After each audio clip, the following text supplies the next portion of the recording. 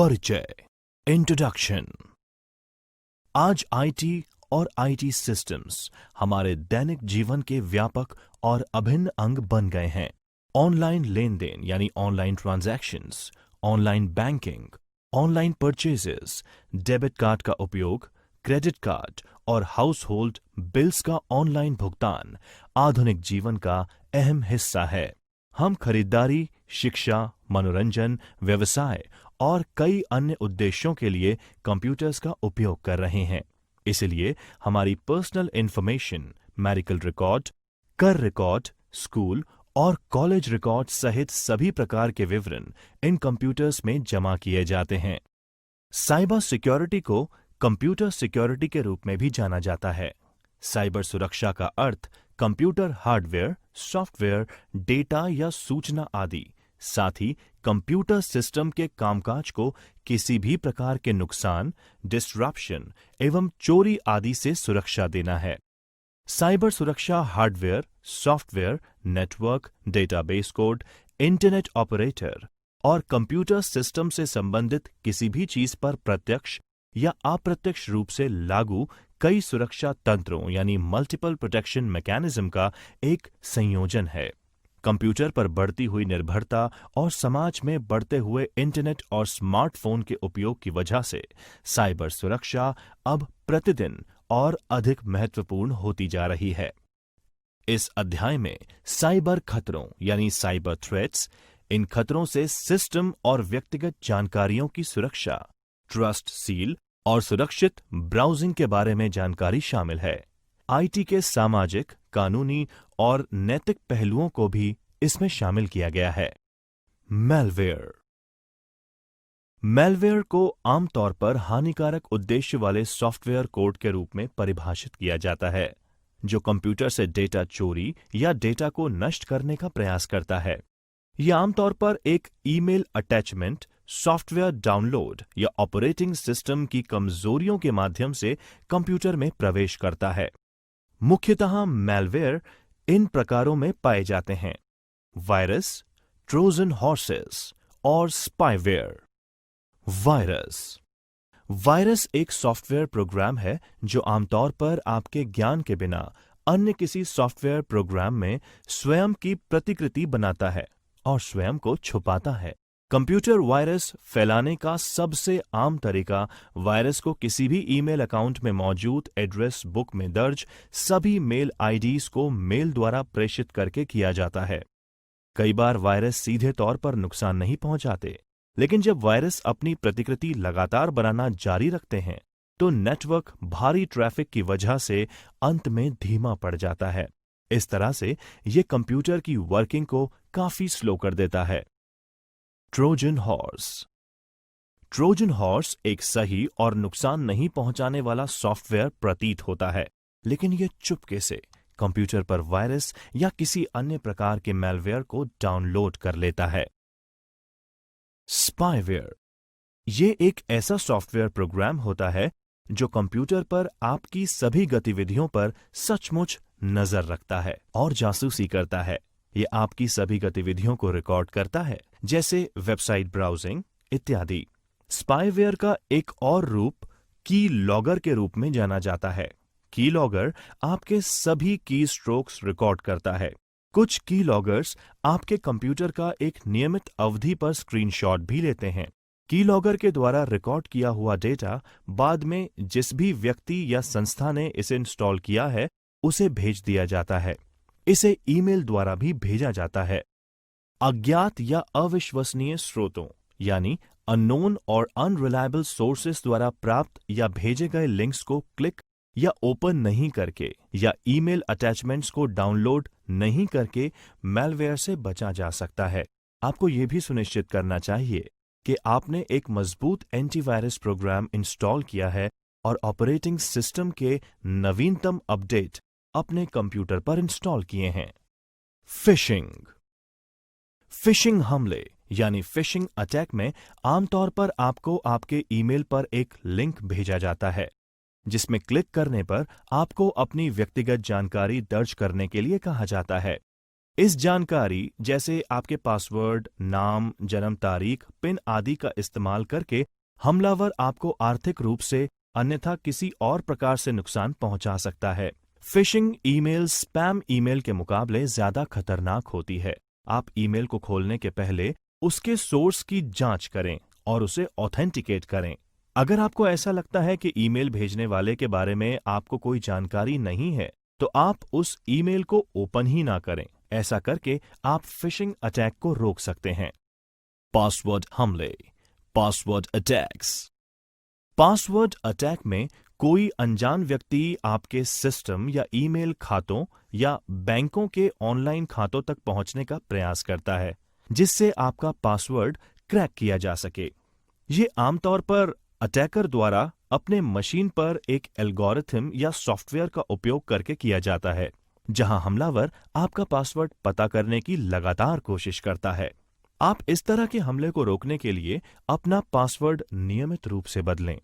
इसके अलावा ऐसा पासवर्ड रखें जिसका अनुमान लगाना मुश्किल हो। आप अपने पासवर्ड में बड़े अक्षर यानी upper case letters, lower case letters, numbers और स्पेशल कैरेक्टर्स जैसे @ एक्सक्लेमेटरी, परसेंटेज, हैश आदि का मिश्रण रखें और पासवर्ड न्यूनतम 8 कैरेक्टर का रखें। आपको यह भी सुनिश्चित करना चाहिए कि आपके पासवर्ड किसी भी फाइल में स्टोर नहीं हो। पासवर्ड हमले, पासवर्ड अटैक्स। पासवर्ड अटैक में कोई अनजान व्यक्ति आपके सिस्टम या ईमेल खातों या बैंकों के ऑनलाइन खातों तक पहुंचने का प्रयास करता है, जिससे आपका पासवर्ड क्रैक किया जा सके। ये आमतौर पर अटैकर द्वारा अपने मशीन पर एक एल्गोरिथम या सॉफ्टवेयर का उपयोग करके किया जाता है, जहां हमलावर आपका पासवर्ड पता करने की लगातार कोशिश करता है। आप इस तरह के हमले को रोकने के लिए अपना पासवर्ड नियमित रूप से बदलें। इसके अलावा ऐसा पासवर्ड रखें जिसका अनुमान लगाना मुश्किल हो। आप अपने पासवर्ड में बड़े अक्षर यानी upper case letters, lower case letters, numbers और स्पेशल कैरेक्टर्स जैसे @ एक्सक्लेमेटरी, परसेंटेज, हैश आदि का मिश्रण रखें और पासवर्ड न्यूनतम 8 कैरेक्टर का रखें। आपको यह भी सुनिश्चित करना चाहिए कि आपके पासवर्ड किसी भी फाइल में स्टोर नहीं हो। Denial of service attacks. इस मेथड में हमलावर ट्रैफिक या डेटा को आपके कंप्यूटर सिस्टम को भेजने के लिए कई अन्य कंप्यूटर्स का उपयोग करता है, जो आपके कंप्यूटर सिस्टम को ओवरलोड कर देते हैं और आपका सिस्टम कार्य करना बंद कर देता है। इस हमले को रोकने का सबसे अच्छा तरीका यह है कि आप सिस्टम को ऑनलाइन सुरक्षा निगरानी यानी ऑनलाइन सिक्योरिटी मॉनिटरिंग में रखें। नियमित रूप से सॉफ्टवेयर अपडेट करते रहें और आपके कंप्यूटर सिस्टम में आने वाले डेटा की निगरानी करते रहें, ताकि आप सही समय पर इस समस्या को पहचान सकें और उसका समाधान भी कर सकें। मेलवर्टाइजिंग। इस प्रकार के साइबर हमले में साइबर हमलावर एक विज्ञापन नेटवर्क का उपयोग करके विभिन्न वेबसाइट्स पर संक्रमित विज्ञापनों को अपलोड कर देता है। आप जब इन वेबसाइट्स पर जाते हैं और इन विज्ञापनों पर क्लिक करते हैं, तो एक मैलवेयर आपकी मशीन पर डाउनलोड हो जाता है। इसे रोकने का सबसे अच्छा तरीका यह है कि आप कॉमन सेंस का उपयोग करें और उन विज्ञापनों पर क्लिक ना करें जो आपको अवास्तविक से लगते हों, जैसे मुफ्त सामान देने का वायदा करने वाले विज्ञापन। इसके साथ ही आप ये भी सुनिश्चित कर लें कि आपने एंटीवायरस प्रोग्राम इंस्टॉल कर लिया है और ऑपरेटिंग सिस्टम के नवीनतम अपडेट अपने कंप्यूटर पर इंस्टॉल कर लिए गए हैं। वेब हमले, वेब अटैक्स। अधिकांश वेबसाइट यूजर्स को वेबसाइट से इंटरैक्ट करने की सुविधा देते हैं। इन इंटरैक्शन के माध्यम से वेबसाइट व्यक्तिगत जानकारी या वेबसाइट द्वारा आवश्यक किसी भी अन्य इनपुट का विवरण पूछा जा सकता है। वेब आधारित हमले इन इंटरैक्शन के माध्यम से हो सकते हैं। SQL इंजेक्शंस में लॉगिन फॉर्म्स में उपस्थित यूजर नेम एवं पासवर्ड फील्ड्स के द्वारा SQL कमांड यानी स्ट्रक्चर्ड क्वेरी लैंग्वेज इनपुट करके सर्वर पर एग्जीक्यूट करवाया जाता है। इससे आपका सिस्टम गलत ढंग से काम करना शुरू कर देता है। यह सबसे आम साइबर अटैक्स में से एक है। सेशन अपहरण, सेशन हाईजैकिंग। यह साइबर हमला इतना आम नहीं है। इसमें हमलावर क्लाइंट मशीन और सर्वर के बीच एक ऑथेंटिकेटेड सेशन की निगरानी करता है, उस सत्र को अपने नियंत्रण में ले लेता है, अन्यथा खत्म कर देता है। DNS poisoning. जैसा कि आपको पहले बताया गया है, डीएनएस यानी डोमेन नेम सर्वर डोमेन नामों जैसे www.rkcl.in को कंप्यूटर और रूटर समझने वाली भाषा आईपी एड्रेस में तब्दील कर देता है। डीएनएस पॉइजनिंग द्वारा इस प्रोसेस के साथ छेड़छाड़ की जाती है और ट्रैफिक को किसी अवैध वेबसाइट पर प्रेषित कर दिया जाता है। इसके द्वारा प्राय आपकी व्यक्तिगत जानकारी चुरा ली जाती है। त्वरित समीक्षा। साइबर सुरक्षा यानी साइबर सिक्योरिटी क्या है? साइबर सुरक्षा खतरों यानी साइबर सिक्योरिटी थ्रेट्स के प्रकार क्या हैं? कैसे सुरक्षित वेबसाइट्स या पोर्टल्स को पहचानें? How to identify safe websites and portals. Internet हमारी जिंदगी में क्रांतिकारी परिवर्तन लाया है। यह हमें समाचार पढ़ने, मनोरंजन का आनंद लेने, अनुसंधान करने, छुट्टियां बुक करने, खरीदने और बेचने, सीखना, बैंक और अन्य कई रोजमर्रा के कार्य करने में सक्षम बनाता है। हालांकि ऑनलाइन कार्य करने के साथ कई खतरे भी जुड़े होते हैं। ये खतरे मैलिशियस वेबसाइट्स पर जाने से या आपकी व्यक्तिगत जानकारी के लीक होने से हो सकते हैं। दुर्भावनापूर्ण, आपराधिक या अनुपयुक्त वेबसाइट्स, मैलिशियस, क्रिमिनल और इनएप्रोप्रिएट वेबसाइट्स पर जाने के ये जोखिम हो सकते हैं। वायरस और स्पाईवेयर, सामूहिक रूप से मेलवेयर के रूप में जो जाना जाता है। फिशिंग, जो आपके व्यक्तिगत या वित्तीय जानकारी प्राप्त करने के लिए डिजाइन किया गया है और संभवतः आपकी पहचान चुरा सकता है। नकली खरीदारी, बैंकिंग, दान, डेटिंग, सोशल नेटवर्किंग, गेमिंग, जुआ और अन्य वेबसाइट्स के द्वारा धोखाधड़ी। कॉपीराइट उल्लंघन, कॉपीराइट संरक्षित सॉफ्टवेयर, वीडियो, संगीत, फोटो या दस्तावेजों को कॉपी या डाउनलोड करना। अप्रत्याशित, अनुपयुक्त सामग्री यानी अनएक्सपेक्टेड इनअप्रोप्रिएट कंटेंट का प्रकट होना। जब आप इंटरनेट का उपयोग करते हैं तो आपका ब्राउजर, उदाहरण के लिए internet explorer, opera, Chrome, safari या फायरफॉक्स, आपके द्वारा विजिट की गई सभी वेबसाइट्स का एक रिकॉर्ड रखता है जिसे हिस्ट्री कहते हैं। जब आप इंटरनेट का उपयोग करते हैं तो आपके द्वारा देखी जाने वाली वेबसाइट्स आपके इंटरनेट सेवा प्रदाता यानी इंटरनेट सर्विस प्रोवाइडर और ब्राउजर प्रोवाइडर को विजिबल होती है। इसलिए एक वास्तविक वेबसाइट को क्लोन करना संभव है। एक वेबसाइट ब्राउज करते समय आपको दुर्भावनापूर्ण, आपराधिक या अनुचित वेबसाइट्स, मैलिशियस, क्रिमिनल और इनएप्रोप्रिएट वेबसाइट से दूर रहना चाहिए ताकि आपकी वेब सर्फिंग सुरक्षित हो और आपको नुकसान ना हो। आप दुर्भावनापूर्ण वेबसाइट्स यानी मैलिशियस वेबसाइट्स की पहचान के लिए निम्नलिखित दिशा निर्देशों का पालन कर सकते हैं। आपको आपकी समझ, इंस्टिंक्ट्स और व्यवहारिक ज्ञान यानी कॉमन सेंस का प्रयोग करते हुए ब्राउजिंग करनी चाहिए। वेबसाइट पर दिए गए पते, फोन नंबर और ईमेल की जांच करें और पता करें कि ये सही लग रहे हैं या नहीं। अगर आपको संदेह होता है तो आप प्रामाणिकता स्थापित करने के लिए वहां पर ईमेल या कॉल कर सकते हैं। वेबसाइट के वेब एड्रेस को देखें, जांच करें और उसकी स्पेलिंग सही है या नहीं। वेब एड्रेस कुछ अजीब तो नहीं है, इसकी भी जांच करें। यदि ब्राउजर विंडो में कोई पैडलॉक नहीं है या वेबसाइट एड्रेस की शुरुआत में HTTPS नहीं है तो उस वेबसाइट पर अपनी व्यक्तिगत जानकारी दर्ज ना करें। HTTPS का वेब एड्रेस में होना इस बात को दर्शाता है कि यह वेबसाइट सुरक्षित है। वेबसाइट जो सामान्य से अधिक व्यक्तिगत जानकारी जैसे नाम, पासवर्ड, पिन आदि का अनुरोध करती है वो दुर्भावनापूर्ण हो सकती है। फार्मिंग से बचें। अपने वेबसाइट पर पहुंचने के बाद अपने ब्राउजर को एड्रेस बार में एड्रेस चेक करें और कंफर्म कर लें कि ये वही एड्रेस है जिस वेबसाइट पर आप जाना चाहते थे। ये कदम आपको एक नकली वेबसाइट पर पहुंचने से बचाएगा उदाहरण के लिए eBay, EBAY के बजाय EEBAY। वित्तीय निवेश का निर्णय, इन्वेस्टमेंट डिसीजन लेने के पहले हमेशा पेशेवर सलाह यानी प्रोफेशनल एडवाइस प्राप्त करें। वो वेबसाइट्स जो कि उच्च रिटर्न का वादा करती हैं, धोखाधड़ी वाली हो सकती हैं। उन वेबसाइट्स से सावधान रहें जो दूसरों के लिए रिक्रूटमेंट करने के लिए आपसे धन या अग्रिम भुगतान चाहते हैं।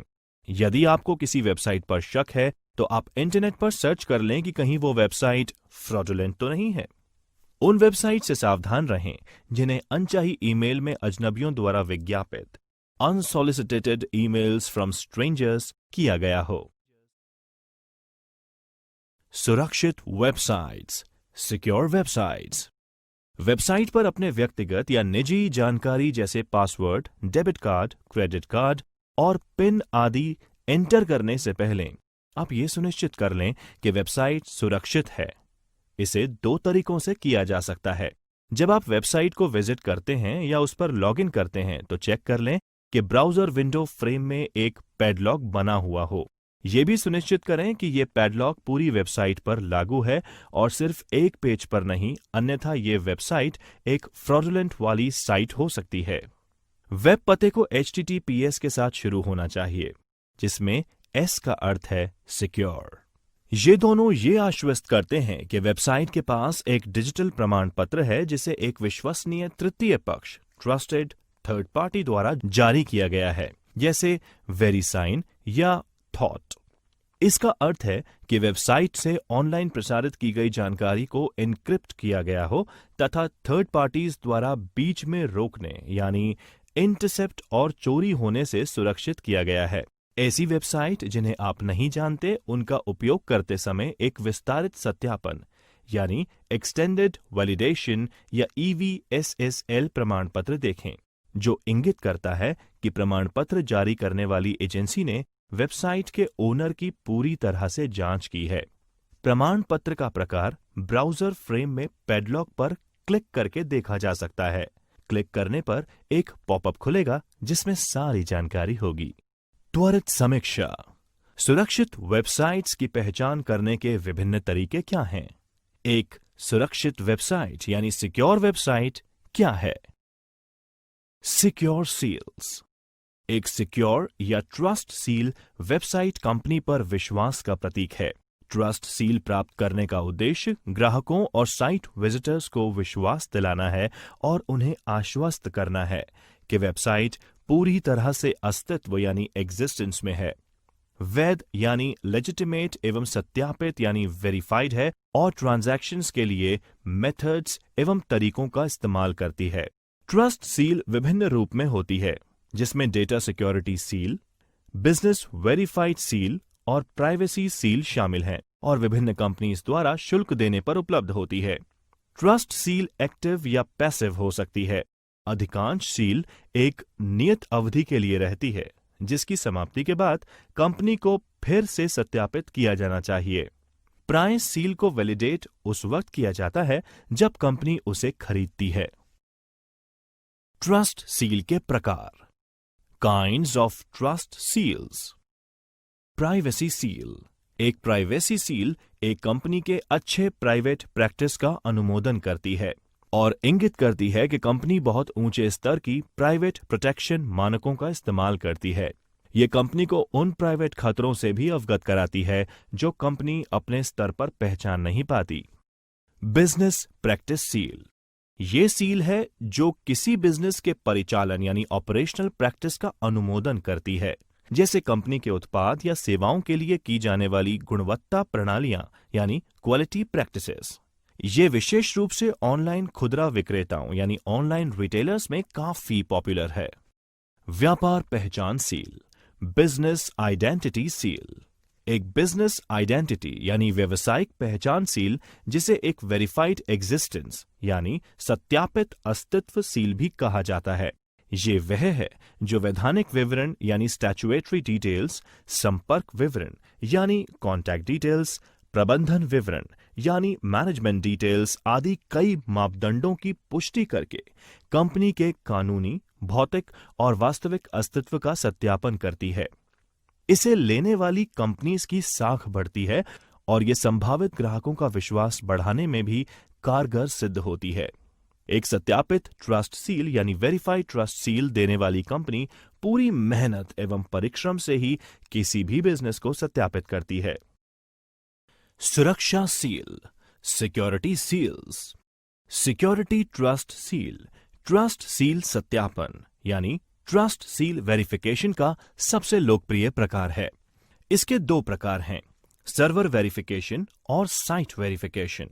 Server verification services hosting server पर दैनिक स्कैन करती है और सुनिश्चित करती है कि नवीनतम पैचेस यानी लेटेस्ट पैचेस को सर्वर पर इंस्टॉल किया गया है और वेरीफाई करती है कि कई सर्वर किसी भी तरह के हमलों में सक्षम हैं या नहीं।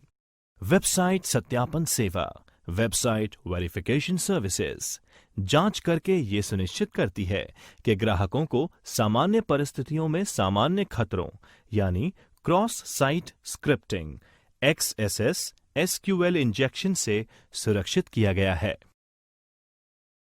सुरक्षित ब्राउजिंग की आदतें और मेलिंग शिष्टाचार, secure browsing habits and mailing etiquettes.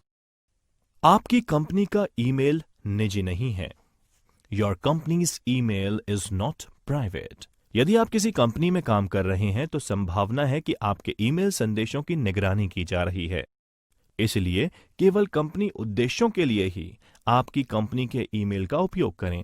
अगर आपको निजी तौर पर ईमेल करने की आवश्यकता है तो आप अपना निजी ईमेल अकाउंट जीमेल या याहू इत्यादि पर बना सकते हैं। अपने ईमेल हस्ताक्षर का प्रयोग करें। Use a signature with your contact information. आपको अपना ईमेल हस्ताक्षर यानी ईमेल सिग्नेचर का उपयोग करना चाहिए, जिसका इस्तेमाल ईमेल भेजने और जवाब देने के दौरान किया जाता है। आपके ईमेल हस्ताक्षर में आपका नाम, पदनाम, कंपनी का नाम, संपर्क नंबर, ईमेल पता, वेबसाइट आदि का लिंक शामिल हो सकता है। स्पेल चेकर का प्रयोग करें। Use spell checker. अशुद्ध शब्दों यानी मिस स्पेल वर्ड्स का प्रयोग, खराब व्याकरण या बैड ग्रामर या विराम चिन्ह, पंक्चुएशन आप और आपकी कंपनी की छवि को नकारात्मक कर सकते हैं। इसलिए आपको सेटिंग्स में स्पेल चेकर को हमेशा चालू रखना चाहिए और मेल भेजने से पहले मेल को स्पेल चेकर से स्कैन करना सुनिश्चित करना चाहिए। आईटी के सामाजिक, कानूनी और नैतिक पहलू, social, legal and ethical aspects of IT. सूचना प्रौद्योगिकी, जिसे आमतौर पर आईटी कहा जाता है, हमारे समाज में एक महत्वपूर्ण भूमिका निभा रहा है। आईटी हमारे जीवन के हर क्षेत्र में मौजूद है। घरों से कार्यालयों तक, सामान्य स्टोरों से बड़े संगठनों में, गैर सरकारी संगठनों और सरकारी विभागों में और इसी तरह कई और स्थानों पर आईटी और आईटी सक्षम सेवाएं यानी आईटी इनेबल सर्विसेज बहुत तेज गति से बढ़ रही हैं।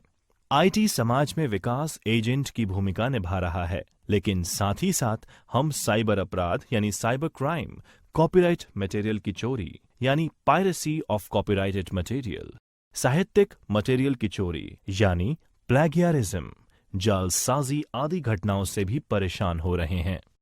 सोशल नेटवर्किंग के बढ़ते गहरे प्रभाव की वजह से जहां एक तरफ लोग अपने करीबी लोगों के साथ जुड़ते जा रहे हैं, वहीं दूसरी तरफ साइबर अपराधी यानी साइबर क्रिमिनल्स सामाजिक इंजीनियरिंग यानी सोशल इंजीनियरिंग के जरिए लोगों की कीमती जानकारी प्राप्त करके उन्हें नुकसान पहुंचाने की रणनीति तैयार कर रहे हैं।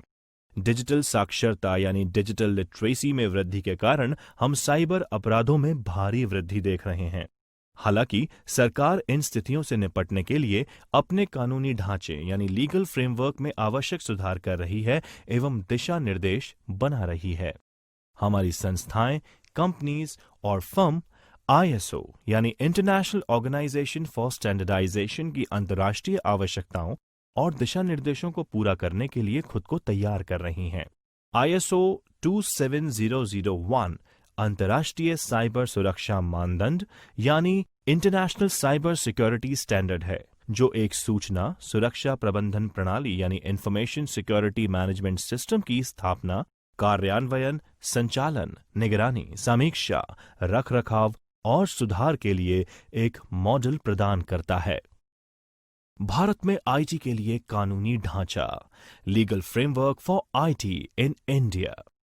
भारतीय आईटी अधिनियम 2000 यानी इंडियन आईटी एक्ट 2000 ये भारत में साइबर अपराध और इलेक्ट्रॉनिक कॉमर्स से संबंधित प्राथमिक कानून यानी प्राइमरी लॉ है। ये अधिनियम इलेक्ट्रॉनिक अभिलेखों और डिजिटल हस्ताक्षरों को मान्यता देकर इलेक्ट्रॉनिक प्रशासन के लिए कानूनी रूपरेखा यानी legal framework for electronic governance प्रदान करता है। ये साइबर अपराधों और उनके लिए निर्धारित दंड यानी पेनल्टीज भी परिभाषित करता है। धारा 65 सेक्शन 65 कंप्यूटर सोर्स कोड के साथ छेड़छाड़ यानी टैंपरिंग। धारा 66 हैकिंग और कंप्यूटर अपराध। धारा 43 इलेक्ट्रॉनिक अभिलेखों यानी इलेक्ट्रॉनिक रिकॉर्ड्स के साथ छेड़छाड़ करना। धारा 67 इलेक्ट्रॉनिक रूप में अश्लील यानी ऑब्सीन जानकारी छापना। भारतीय कॉपीराइट अधिनियम 1957, इंडियन कॉपीराइट एक्ट 1957। यह कॉपीराइट अधिनियम ये निर्धारित करता है कि कोई भी व्यक्ति जो जानबूझकर कंप्यूटर प्रोग्राम की एक अवैध प्रति यानी illegal copy of computer program बनाता है, ये पनिशेबल होगा। कंप्यूटर प्रोग्राम्स हेतु कॉपीराइट प्रोटेक्शन उपलब्ध है, लेकिन कोई पेटेंट प्रोटेक्शन नहीं है। भारतीय दंड संहिता इंडियन पीनल कोड धारा 406 विश्वासघात का अपराध। धारा 420 धोखाधड़ी और बेईमानी, बोगस वेबसाइट, साइबर धोखाधड़ी। भारतीय संविदा अधिनियम 1872, इंडियन कॉन्ट्रैक्ट एक्ट 1872 कॉन्ट्रैक्ट के उल्लंघन, क्षति और अनुबंध के विशिष्ट प्रदर्शन के मामले में उपचार प्रदान करता है। आज सूचना प्रौद्योगिकी के क्षेत्र में नवाचार समाज के विभिन्न क्षेत्रों में व्यापक प्रभाव डाल रहा है और नीति निर्माता यानी पॉलिसी मेकर्स आर्थिक उत्पादकता यानी इकोनॉमिक प्रोडक्टिविटी, बौद्धिक संपदा यानी इंटेलेक्चुअल प्रॉपर्टी अधिकार, गोपनीयता संरक्षण यानी प्राइवेसी प्रोटेक्शन और सूचनाओं की उपलब्धता और पहुंच की समस्याओं से जुड़े मुद्दों पर काम कर रहे हैं। अभी किए जा रहे प्रयासों एवं हमारे द्वारा चुने गए विकल्पों के बाद में स्थायी परिणाम होंगे, लेकिन साथ ही उनके सामाजिक और आर्थिक प्रभावों यानी सोशल एंड इकोनॉमिक इम्पैक्ट्स पर ध्यान दिया जाना चाहिए। सूचना प्रौद्योगिकी में नैतिकता यानी एथिक्स और नैतिक आचार संहिता यानी एथिकल कोड ऑफ कंडक्ट की बहुत आवश्यकता महसूस की जा रही है। नैतिकता ये निर्धारित करती है कि एक व्यक्ति के लिए क्या अच्छा है, समाज के लिए क्या अच्छा है और इसके हिसाब से लोगों द्वारा किए जाने वाले कार्यों एवं कर्तव्यों को स्थापित करती है। आईटी या कंप्यूटर एथिक्स में पेशेवर नैतिकता के बारे में बताया गया है, जिसमें कंप्यूटर प्रोफेशनल अपने पेशे के भीतर अच्छे अभ्यासों द्वारा नैतिकता के मानदंडों को लागू करते हैं। आईटी में नैतिक प्रथाओं यानी एथिकल प्रैक्टिसेस का उपयोग आईटी के कानूनी और सामाजिक पहलुओं को मजबूत करने और आईटी और आईटी सक्षम सेवाओं का आदर्श उपयोग ideal use of IT and IT enabled services करने में मदद करेगा, जिससे साइबर अपराधों यानी साइबर क्राइम्स को भी रोकने में मदद मिलेगी। त्वरित समीक्षा। एक उचित ईमेल या प्रॉपर ईमेल लिखने के लिए किन बातों का ध्यान रखना चाहिए? आईटी के लिए कानूनी ढांचे यानी लीगल फ्रेमवर्क क्या हैं?